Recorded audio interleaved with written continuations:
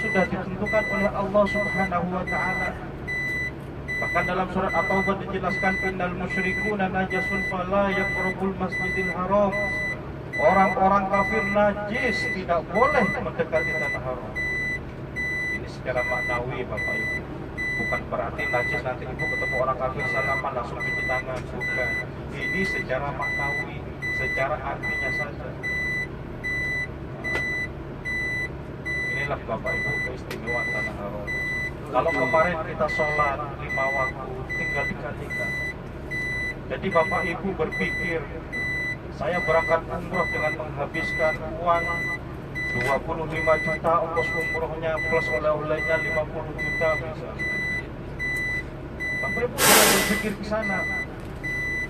Allah Subhanahu wa taala berfirman dalam hadis qudsi, Allah berfirman dalam hadis qudsi, kata Allah, "Belilah surgaku dengan rezeki yang aku beri." Ya. Ibu alhamdulillah dikasih rezeki oleh Allah sehat. Dikasih rezeki anak yang soleh, yang solehah, dikasih suami yang agak tampan, yang soleh, dikasih istri yang solehah. Inilah rezeki. Jadi tuyufullah bifurrahmanirrahim. Tidak terasa Bapak Ibu kita harus meninggalkan tanah haram Bapak. Ketika kita tawaf wada Bapak Ibu, doa kita setiap putaran itu saja yang dibaca. Allahumma rzuqni al-'auda thumma al-'auda karratin ba'da marratin. Ya. Karratin ba'da marratin ta'ibuna 'abiduna ta'ibuna 'abidun. Allah, ya Allah, rezekikanlah kepada kami, doanya Bapak Ibu. Rezekikanlah kepada kami supaya kami datang ke tanah haram ini berulang dan mengulangi dalam rangka bertaubat dan ibadah. Banyak Bapak Ibu orang yang datang ke tanah haram ini dalam rangka bukan dalam rangka ibadah dan taubat. Contoh, ini bukan contohnya bukan dari saya. Rasulullah bersabda dalam sebuah hadis, ya'ti 'alan nasi zamanun yuhajju aghniya ummati lin-nuzha. Kata Rasulullah, nanti pada akhir zaman akan datang suatu masa atau suatu zaman yang akan dialami oleh umatku. Yang pertama kata Rasulullah, yuhajju aghniya ummati lin-nuzha. Umatku yang kaya, yang banyak uangnya datang ke tanah haram ini niatnya satu, jalan-jalan. Makanya ketika kita doa tadi, ya, Allahumma rzuqni al-'auda thumma al-'auda karratin ba'da marratin ta'ibuna 'abiduna. Rezekikanlah kepada kami supaya kita bisa kembali lagi dan mengulangi lagi dalam rangka bertaubat dan ibadah. Jangan sampai seperti yang disabdakan oleh Rasulullah, datang ke tanah haram ini niatnya untuk tamasya, untuk refreshing, untuk jalan-jalan. Yang pertama. Yang kedua kata Rasulullah, wa awsatuhum litijarah. Ada juga datang ke tanah haram ini niatnya untuk berdagang, niatnya untuk berbisnis, niatnya untuk mencari pekerjaan banyak. Semuanya sudah terjaga. Yang ketiga, wa fuqra'uhum lirriya'i was-sum'ah. Wa fuqra'uhum lirriya'i was-sum'ah. Ada juga yang datang ke tanah haram ini niatnya supaya dipuji tetangga, supaya dipuji saudara kita, supaya dilihat orang banyak. Masya Allah, Pak Haji umrohnya setahun 2 kali. Pulang dari haji kalau nggak dipanggil Pak Haji atau Bu Haji nggak noleh, bahkan marah ya. Tersinggung, saya ini sudah haji plus. Jadi kalau nggak dipanggil Pak Haji nggak noleh. Nah ibu-ibu kan belum haji, siapa tahu nanti pulang dari sini kalau nggak dipanggil Pak Umroh atau Umroh nggak noleh juga. Umroh. Yang terakhir apa kata Rasulullah? Wa fuqra'uhum lil mas'alah.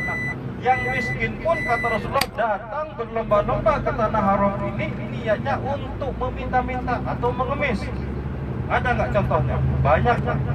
Ketika Bapak Ibu masak tanah haram, ketika Bapak Ibu memasuki masjid, pikir-pikir masjid di depan-depan Masjidil Haram, banyak orang minta-minta fisabilillah, fisabilillah. Itu bukan orang Arab, Pak. Itu bukan orang Mekah. Itu orang Pakistan, orang India, orang hitam semua. Jauh, Pak. Perjalanan lebih jauh daripada ke Indonesia. Mereka berlomba-lomba datang ke tanah haram, niatnya hanyalah untuk mengemis. apa yang disabdakan oleh Rasulullah semuanya sudah terjadi. Maka dari itu mudah-mudahan ketika kita berdoa tawaf wada semuanya dikabulkan oleh Allah Subhanahu wa taala, termasuk Allahumma rzuqni al-auda sumal auda ba'da karratin ba'da marratin taibuna abiduna. Datang kembali lagi ke sini, mengulangi lagi dalam rangka bertobat dan beribadah kepada Allah Subhanahu wa taala. Alhamdulillah, alhamdulillah Bapak Ibu yang dirahmati Allah Subhanahu wa taala. Jadi saya perhatikan banyak yang tidak nantep. Ya, cuma tinggal 5 watt. Ya, apalagi kalau yang pakai kacamata hitam nggak kelihatan. Tidur apa enggak? Serem aja kalau dia naik depan pedal tidur. Tapi nggak apa-apa, ya, ngantuk istirahat. Karena memang tadi malam Bapak Ibu tinggal ya, tawaf sunnah. Alhamdulillah. Kalau kemarin ketika saya lihat pertama kali masuk bis, masya Allah ibu-ibu kelihatannya jelek-jelek semua, yang hitam-hitam. Sekarang sudah umrah, udah tawaf, ya, banyak berdoa, masya Allah, yang cantik tambah cantik, yang jelek berubah jadi cantik, yang putih tambah putih, yang hitam jadi agak putih dikit, agak putih-putihan. Dan minumnya air zam-zam, masya Allah Bapak Ibu, nikmat hidup di tanah haram Mekah, nikmat ibadah dilipat gandakan. Lihat Ka'bah 20 rahmat, sholat 40 rahmat, tawaf 60 rahmat, minum air zam-zam. Air zam-zam adalah makanan di atas makanan, obat di atas obat. Maka sabda Rasulullah, minum air zam-zam itu tergantung dari orang yang berniat meminum. Kalau Bapak Ibu lapar, Ibu berniat ya Allah kenyangkanlah, insya Allah bismillah. Ini janjinya Allah Subhanahu wa taala melalui Rasulullah. Allahumma inni as'aluka ilman nafi'an wa rizqan wasi'an wa shifaan min kulli dha'in wa saqamin bi rahmatika ya arhamar rahimin. Ya, pernah enggak minum air zam-zam di sini? Tadi tahu ribut, semuanya kok air zam-zam. Mudah-mudahan Bapak Ibu dengan minum air zam-zam dengan izin Allah Subhanahu wa taala, mudah-mudahan yang punya penyakit, baik penyakit yang kelihatan kasat mata, semuanya disembuhkan oleh Allah Subhanahu wa taala, ataupun penyakit yang tidak kelihatan oleh kasat mata, contoh iri, hasud, dengki, pemarah dan sebagainya, mudah-mudahan disembuhkan oleh Allah Subhanahu wa taala. Nah, tadi Bapak Ibu itu tempat penyimpanan air zam-zam. Ketika kita berhenti baru keluar dari hotel, itu namanya Kudai, tempat penyimpanan air zam-zam. Jadi alhamdulillah Bapak Ibu, air zam-zam ini salah satu contoh doanya Nabi Ibrahim dikabulkan oleh Allah Subhanahu wa taala. Ketika Bapak Ibu, Nabi Ibrahim itu adalah salah satu nabi yang mendapatkan gelar Nabi Ulul Azmi. Nabi yang sabarnya sangat luar biasa. Nabi yang tabahnya nggak ada tandingannya. Nabi Ibrahim ketika beliau hidup di Mekah ini nggak ada orang, nggak ada tetangga, nggak ada tumbuh-tumbuhan, apalagi makanan. Doanya Nabi Ibrahim, Rabbi ja'al hadza baladan aminan warzuq ahlahu minat thamarat. Ya Allah, jadikanlah kota Mekah ini kota yang aman. Sejahterakanlah dari buah-buahan. Makanya Bapak Ibu, kalau di Mekah sudah ada perang, ini insya Allah kiamat sudah dekat. Kenapa? Ini doanya Nabi Ibrahim dalam Quran jelas. Dan doa Nabi Ibrahim sampai sekarang dikabulkan oleh Allah Subhanahu wa taala, salah satu contoh munculnya air zam-zam. Bayangkan Bapak Ibu, sepanjang perjalanan dari Mekah ke Madinah ini, pinggir jalan nggak ada buah-buahan, pohon mangga nggak ada, pohon salad apalagi, pohon pisang kering nggak ada. Namun Bapak Ibu, ketika masuk supermarket di Arab Saudi ini, semua jenis buah-buahan ada, dan semua dan buah-buahan yang tidak ada di Indonesia semuanya di Mekah ada. Ini salah satu contoh doanya Nabi Ibrahim dikabulkan oleh Allah Subhanahu wa taala. Undang-undang baru.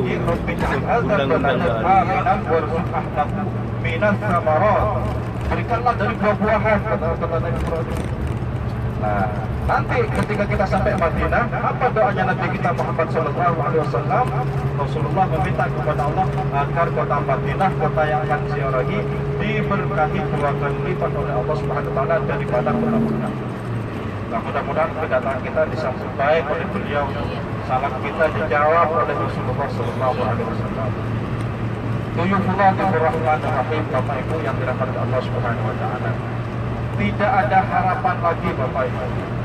Tidak ada balasan lagi yang kita harapkan dari Allah Subhanahu Wa Taala setelah kita melaksanakan ibadah umrah, yaitu hanyalah satu Bapak Ibu, yaitu melaksanakan mudah-mudahan ibadah umrah kita menjadi umrah yang mabrur, yang makbulah. Amin. Allahumma amin. Sebab Rasulullah bersabda dalam sebuah hadis, Al-Hajjul mabrur laisa lahu jazaa'un kal jannah. Haji yang mabrur tiada balasan yang setimpal kecuali surganya Allah Subhanahu Wa Taala. Lah apa Bapak Ibu hubungan umrah dan haji? Umrah, para alim ulama mengatakan al-umrah al-hajj al-asghar. Umrah itu adalah haji kecil. Makanya kalau ada yang mengatakan umrah yang mabrur juga sama, insya Allah fadilahnya atau balasan istighfar adalah surganya Allah Subhanahu Wa Taala. Kalau kita berbicara masalah umrah yang makbul, yang mabrur, salah satu sahabat Rasulullah pernah bertanya kepada Rasulullah, ya Rasulullah, apa ciri-cirinya orang umrah itu diterima? Apa ciri-cirinya umrah kita yang makbul atau yang mabrur? Rasulullah memberi sedikit bocoran. Kata Rasulullah, it'amut ta'am wa thayyibul kalam wa ifsya'us salam. Pertama kata Rasulullah, it'amut ta'am. Yang awalnya pelit, Pak, pulang umroh, Masya Allah dermawan. Itu salah satu contoh. Ini kalau kita berbicara masalah pelit dermawan, ini umum. Bukan hanya dari segi materi. Yang biasanya suka cemberut, pulang dari sini senyum terus. Ini juga salah satu dermawan. Tapi kalau senyum terus juga ada orang senyum-senyum terus. Takut. It'amut ta'am wa thayyibul kalam. Suka memberi makanan kepada fakir miskin, suka bersedekah kepada fakir miskin, terutama kepada anak yatim. Rasulullah mengabarkan, ana wa kafirul yatama hakada fil jannah. Kata Rasulullah, aku dan orang-orang yang mengasihi anak yatim derajatnya dalam surga seperti ini. Ini kalau kita perhatikan Pak, dari kita ini nggak ada bedanya Pak, dekat semuanya. Bahkan Rasulullah menggambarkan orang yang mengasihi, yang memberikan nafkah kepada anak yatim itu dekat dengan Rasulullah di dalam surga. Amin. Allahumma amin. Jadi bocoran yang pertama it'amut ta'am, yang kedua thayyibul kalam. Perkataannya selalu baik. Perkataan yang tidak menyinggung perasaan orang lain. Perkataan yang lemah lembut. Suami kepada istri lemah lembut, istri kepada suami juga lemah lembut. Nah, ibu-ibu yang umurnya sendiri, yang kemarin nabung, ditabungin oleh suaminya, Masya Allah, pulang dari sini harus berubah. Siapa tahu nanti ditabungin lagi, tahun depan sudah berangkat lagi. Kalau umroh sekarang nggak ada perubahan, mencak-mencak terus kepada suaminya, mau umroh lagi nggak dikasih. Ya. Yang ketiga, wa ifsya'us salam. Selalu mengucapkan salam. Siapa Bapak Ibu ketika kita bertemu dengan saudara kita? Saudara kita adalah saudara yang seiman, seakidah dengan kita. Jadi kalau kepada orang Islam kita disunahkan untuk mengucapkan salam. Misal kita bertamu kepada teman kita berkunjung kepada rumah sahabat kita yang seagama dengan kita dianjurkan atau disunahkan mengucapkan salam. Wa ifsya'us salam. Bismillah Bismillahirrahmanirrahim. Bapak Ibu yang dirahmati Allah Subhanahu Wa Taala, insya Allah Bapak Ibu, perjalanan kita ini menuju ke Madinah masih panjang. Dan sebelum ke Madinah kita akan mampir dulu ke kota Jeddah. Kota Jeddah itu kota yang sangat erat kaitannya dengan sejarahnya Siti Hawa. Jeddah itu bahasa Arab artinya, artinya nenek moyang. Kenapa dinamakan kota Jeddah? Kok nggak dinamakan kota Tangerang? Karena kota Jeddah itu disitulah menurut para ahli sejarah mengatakan bahwa Siti Hawa ketika turun dari surga pertama kali menginjakkan kaki di kota Jeddah, sehingga sampai sekarang kota itu dinamakan kota nenek moyang. Di kota Jeddah Bapak Ibu, pertama tempat yang akan kita kunjungi adalah Pasar Balan Kunis. pasarnya orang Indonesia, Pak. Orang Indonesia kalau umroh ataupun haji nggak mampir ke Barat kayaknya nggak afdol. Ya, kalau haji yang pas melempar jumroh di Mina, lempar jumroh lagi ke sana di Jeddah, tapi senjatanya bukan kerikil, Pak, sisa-sisa rial yang dilempar di sana. Ya, ini kalau rial, oh ini kayak villa, Pak. Itu kan di tempat itu kan tempat ini bukan sejarah, bukan. Tempat penginapan, tempat istirahat. Apa teman-teman? Kalau di kita seafood, Pak, ya itu kan ada ya. Ya, ada ya kurang lebih ganggu. Iya. Terus di kota Jeddah, Bapak Ibu, ada Masjid Qisas, masjid atau tempat pelaksanaan hukum pajung. Ada Masjid Baitur Rahmah atau Masjid Terapung, ada Laut Merah. Nah, perjalanan dari sini ke Jeddah insya Allah akan ditempuh dengan jarak tempuh kurang lebih 100 km. Insya Allah 1 jam atau 1 jam kita sudah sampai di sana. Dan kepada Bapak Ibu jemaah berpuasa khususnya yang merasa capek, letih, ngantuk, monggo dipersilakan istirahat dulu. Insya Allah ketika kita sampai di Jeddah kita bangun kembali, siapkan uangnya kalau kita mau belanja. Ya, bisa Pak, rupiah bisa, real bisa. Kalau nggak ada uang cash pakai kartu. Kalau nggak punya kartu, saya masih ada kartu hotel belum saya balikin tadi. Kalau mau pinjam. Baik, Bismillahirrahmanirrahim, Bapak Ibu yang dirahmati Allah Subhanahu wa taala, saya kira itu saja yang dapat saya sampaikan. Mudah-mudahan manfaat dunia akhirat. Salam ihdinas shiratal mustaqim. Wassalamualaikum warahmatullahi wabarakatuh. Waalaikumsalam warahmatullahi wabarakatuh. Saya kalau lihat dari belakang jemaah Papasa Pangling, yang kemarin putih-putih sekarang hitam-hitam. Saya ganti. Yang hitam-hitam dilihat dari belakang itu sepertinya orang Arab. Tambah dekat tambah ini kan jemaah Papasa dari.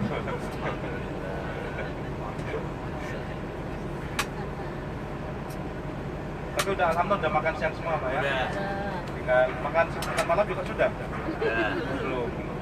Insya Allah nanti Bapak Ibu sengaja kami sediakan nasi box untuk makan malam. Makan malamnya nanti kita menjelang maghrib, insya Allah kita makan di Masjid Terapung sambil lalu menikmati pemandangan Laut Merah. Alhamdulillah. Ya, alhamdulillah. Monggo dipersilakan istirahat dulu.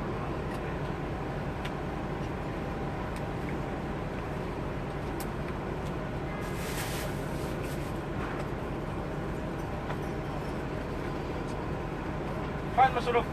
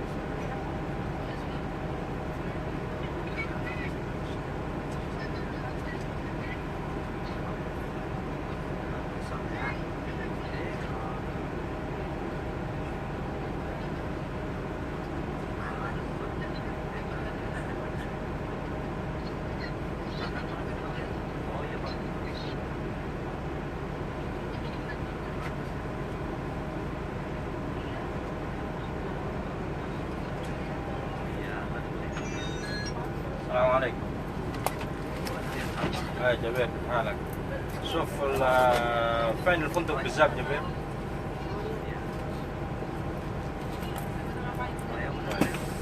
شوف